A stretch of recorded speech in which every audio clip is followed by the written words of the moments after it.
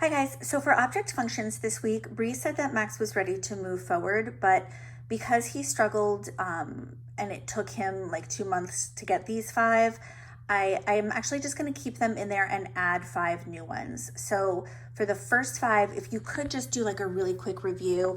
I think I'm just nervous to move it forward because he's only had it down pat for like a little while, and because yeah, he just struggled so hard. I'd hate for him to lose it now that he does have it. So I'm going to keep those there, and all you have to do, hold it up. What is this? What do we use it for? And then done. Like just a super duper quick review for that. He doesn't have to go through and do the actual actions for the first five. I'm just nervous that he's going to lose it if we don't kind of keep it in rotation for a little bit longer. So I'm going to add the next five. I'll take away the holds. And all of these things are down here, but I'm just going to keep them where they are.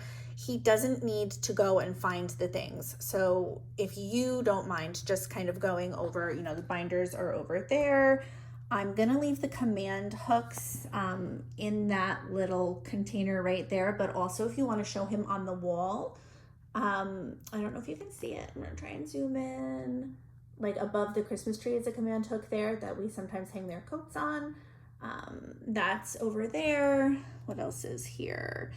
In the pencil drawer over there in those little container things, there are just plain erasers, but you can show him an eraser on a pencil, and then also the plain pink erasers, and then also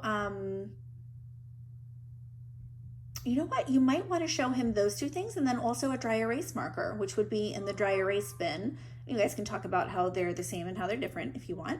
And then the dry erase markers, you guys know where those are. Those are, again, in those bins over there. So you guys would just go and grab all those things, and he would continue to do it just like he's doing it. He would, you would name it and what it does, and then you would ask him to name it and tell you what it does, and he would go through the act of oh, sorry, I'm just noticing thumbtack. Those are up there in there, and you can have him thumbtack papers or whatever up there. Yeah, so he's just gonna name it and do it.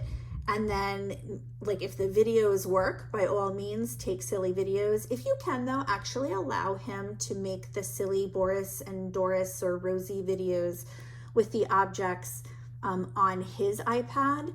I know typically he doesn't bring his iPad, but if he can do that, and the reason I want him to have it on his iPad is if he likes the video enough, he'll go back and watch it over and over and over.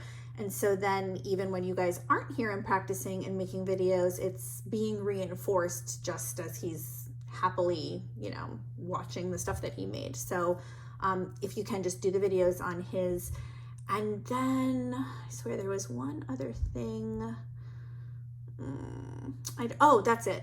I asked my speech therapist friends, because it did take him so long to get through this stuff.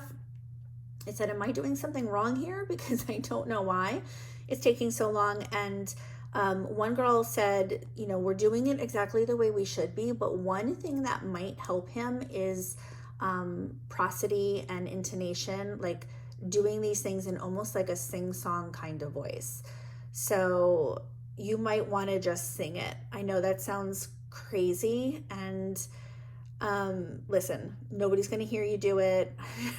Nobody will know. You don't have to video the sing-song stuff. I'm certainly not going to sing for you right now. But she said, and Max does, it's really funny. Like I listen to Max sometimes, and he talks sometimes in a very prosodic sing-song kind of voice, so much so that like it drives Greg crazy, and Greg's always like, oh, why is he talking like that?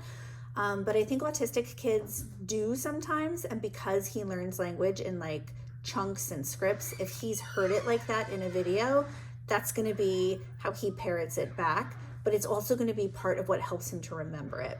So you can try like saying what a binder is and what it does in kind of like a sing-songy kind of way. And then I would even try and do it in a monotone, almost robotic kind of way.